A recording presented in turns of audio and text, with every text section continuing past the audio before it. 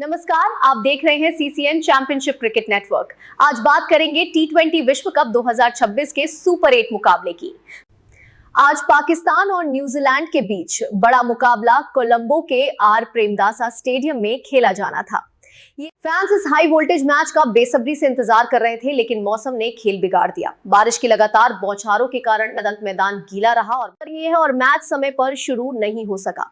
पाकिस्तान ने टॉस जीतकर पहले बल्लेबाजी करने का फैसला किया था और टीम पूरी तैयारी में थी, नौजे में थी। लगातार बारिश के कारण एक भी गेंद नहीं फेंकी जा सकी।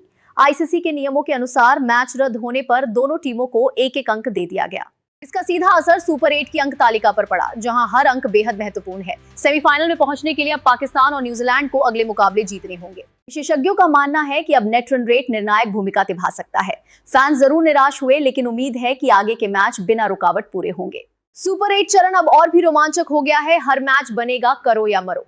क्या पाकिस्तान वापसी करेगा? क्या न्यूजीलैंड बढ़त बनाए रखेगा? अपनी राय हमें कमेंट में बताएं और जुड़े रहिए सीसीएन के चैंपियनशिप क्रिकेट नेटवर्क के साथ। वीडियो पसंद आए तो लाइक करें, चैनल को सब्सक्राइब करें और बेल आइकन जरूर दबाएं। That's all for today's Championship Cricket Network update. Thanks for watching and subscribe for more.